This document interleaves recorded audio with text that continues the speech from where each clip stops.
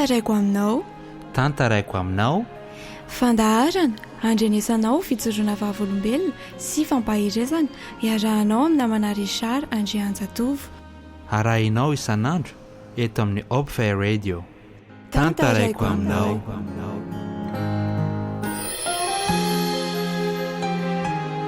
Ny namanao Richard Andrianjatovo no manoloana anao amin'izao fotoana izao, miarabanao amin'ny anaran'i Jesosy. Loha hevitra anankiray na liana fatratra no resantsika indray amin'ity anio ity. Fa aloha isika hivavaka. Raha io misaotra, makasitraka, mamelany hilokay raha hiresaka ny amin'ny teninao izay. Mamindra fo satria mpanota tsy mendrika ny tenako. Kanefa kosa ny hofidianao mba hanambara ny famarinana ara-baiboly irery any. Dia mitahiny mpiainanao amin'ny anaran'i Jesosy no angatana izany, miaraka amin'ny famelana ihany koa ny heloko ireo mpiaino. Amen.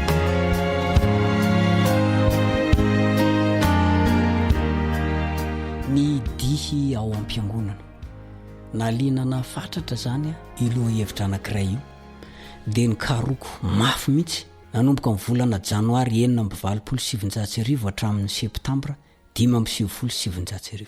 Toy izao voalaza ny Salamo 50:4. Salamo 50:4. Miderazy amin'ny amponga tapaka sy ny dihy, miderazy amin'ny zava-maneno tendrena sy ny sodina. Marina fa misy anio andinina eo amin'ny Baiboly fa ny magagahy rehefa nikaroko azy zany dia tsy nahita mihitsy na andala teny anankiray nilaza fa hoe nandihy angezany Jesosy sy ny mpianany zany. Tsy nahita an'izany atao anatin'ny fikarohana nataoko. Ka dia izay no nasarika ahy hoe hikaroka fatratra. Mora latsaka tamin'ny fandihizana ny zanak'Israely satria aza adino fa nisy olona hafa firenena resy lahatra noho ny fahitana fahagagana fotsiny fa tsy vonin-kiova marina ka hanompo an' Jehovah kory.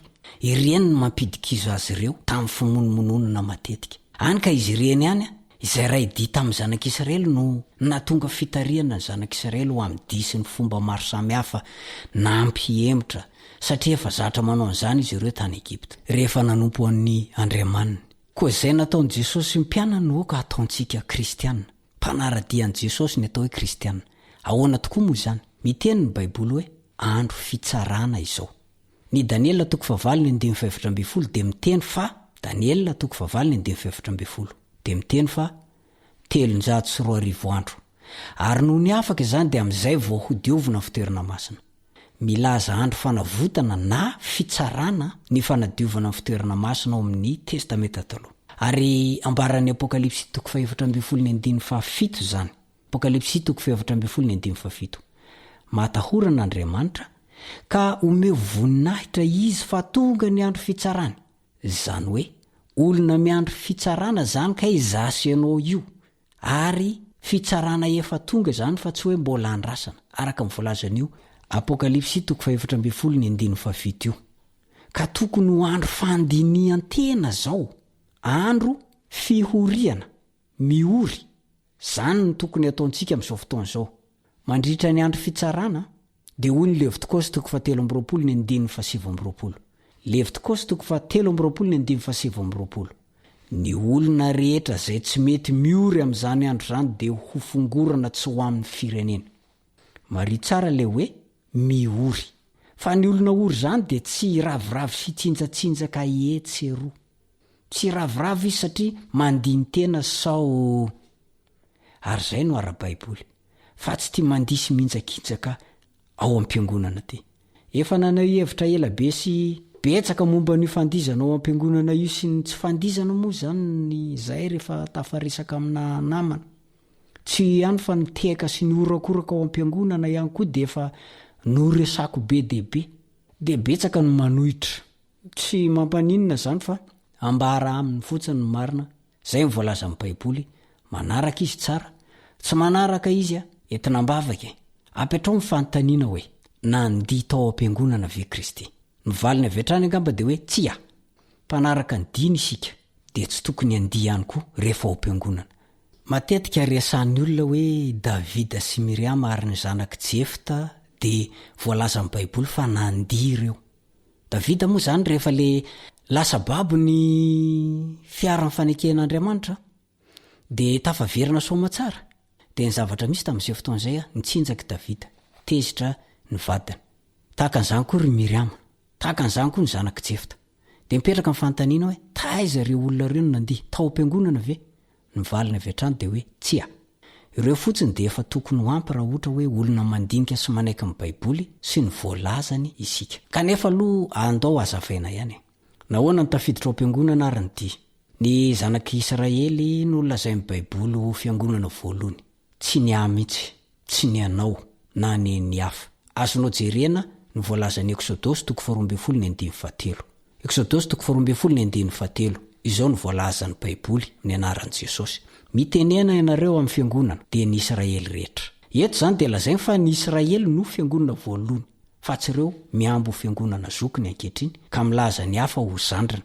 samy zandriny avokoa zany isika rehetrarehetra mifampiapanga io raha mbola nanompo tsara sy nanaraka ny baikon' Jehovah ny fiangonana voalohany dia ny Israely zany ka tsy nandika amin'ny fitsipony dia tsy nahitana disy tehaka ary kotaba mihitsy nandritra amin'ny fotoam-pivavahana azontsika marinina ao anaty baiboly zany fa raha miteny ny baiboly hoe mite hafa-tanana mandihiza velesiny amponga tapaka dia teny ivelan'ny trano fivavahana no niseho ireo rehetrarehetra ireo ohatra amin'izany efa nomentsika teo Miriama nabavin'i Mosesy sy Arona raisinoty kely Exodosy 15:20 Exodosy 15:20 Davida mpanjaka Samuel faharoa 4:9 Samuel faharoa 4:9 ny zanaka vaviny Jefta Pitsara 1:4 Pitsara 1:4 ireo rehetrareo dia tany ivelany avokoa no ny hira sy nandiha ary ny vely amponga tapaka ny orakoraka fa tsy tany am-piangonana mihitsy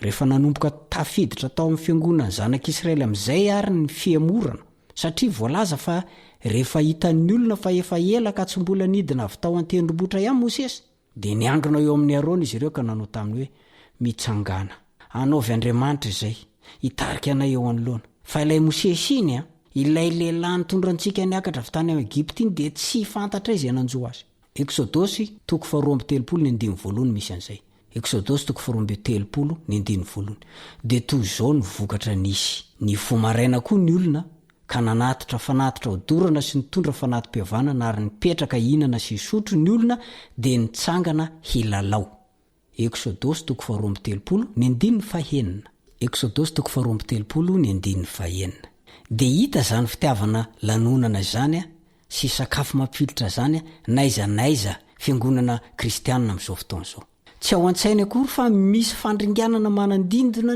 fa variana amin'ny fety sy mikorana ary ny fivokisana izy ireo ary ianao aza raha mihaino azy avy ety lavidavitra somary akaikaiky dia fanina mihitsy ianao fa toy nazo ny Josoasy Mosesy no nazo ny sofinao amin'izao fotoan'izao satria rehefa reny Josoa ny fitabatabany olona zay niorakoraka dia hoy izy tamin'ny Mosesy misy tabatabanady atsy atoby atsy dia hoy indray Mosesy tsy feon'ny fiobiny mahery zany na feon'ny fitomany resy fa feon'ny mihira inona tokoa moa ny zavatra nisy tao tsy Jehovah no derainy sy nankalazainy izy ireo fa ombilahy kely zany hoe sampy na andriamanitsy izy misy sampy na andriamanitsy izy foana tsy maintsy tafaraka amin'ireny disy injakinjaka ireny tsy ireny ny tena fifoazana fa fiemorana aza ireny aza manaiky voafitaka zany tokoa ny zavatra misy amin'izao fotoan'izao miara ao anatin'ny doboka amponga sy ny orakoraka ary ny kikika ny hira tsy fantatra tonony sy feo korotana tanteraka no tsikaritra nefa Andriamanitra tsy tompon'ny fikotranana zay mivoalaza ny Koritianina 2:7 Koritianina 2:7 zany ve no tianao atao ao am-piangonan'Andriamanitra ka tiana atao modely fa tsy ny any Kristy sy ny mpianany dia misy mahasamy teny hoe reny fiangonana tsy mba mandihy ireny dia fiangonana maty tsy misy aim-panahy tsy mifo tezidava satria tsy mandihy hony Kristy no ohatra ho antsika andao izay natao no ataontsika ity ihany koa dia anankiray fitaka natao mifanitsy amin'ny andron'i Jehovah ilay lanonana betsaka ny fiangonana amin'izao fotoan'izao amin'ireny mandihy sy morakoraka ireny dia atao andro sabata lesy dia amarinina mihitsy hoe zay ange manaja sabaty zay ange manompo an'Andriamanitra ao amin'ny androny fitaka izany misy fanompo-tsampy aho miemitra zany fiangonana zany. Tadidinao angamba ny fiaonan'ny Eli tamin'ireo mpaminany bala teny tendrobotry Karmela. Tsy hoe efa rava iny de avelao hoany, fa ny altaran'i Jehova no nareny ny anaovana fanatitra fa tsy namorona alitara hafa izy. Zany mantsy mifakapanahy mahazo amin'ny fiangonana ankehitriny fa mangatsika hony ao de mitady mafanafana koa. Any ka tafiditra any amin'ny lalana fandriky Satana amin'ny fitadiavana fanana tsy izy. Vavaka tsotra sady foy kosa nefa fa tsy vavaka lava reny toy ny any amin'ireo mpaminany bala sy amin'ny fariseo ary ny mpivavaka ankehitriny no nasandratry Eli. Zany hoe ny olon'i Jehova zany dia tsy mamboly fombafomba mpivavahana hafa ho an'izay nomeny afa-tsy izay nitarian'Andriamanitra azy any. Ka izao hoe aza variana ry tena kristianina fa misoko mangina amin'ny fiamorana. Tsy mandihy isika fa mandihy ny tena ankehitriny. Andro fitsarana zao, andro fandiniany tena. Dinio ny tenanao ka hitaloha mafy Kristy zay miasa ao amin'ny hevitra masina indrindra ao an-danitra ao mba hanekeny ray ny amelana sy hamafana ny heliko rehetra ka ho anisan'ny olom-bovonjy ianao rehefa ho avy Jesosy. Tondra soa anao anie izany teny nambara teo izany. Manome fotoana ho anao amin'ny manaraka indray ny namanao Richard Andrianjatovo. Mandra-peona tompoko. Velomo.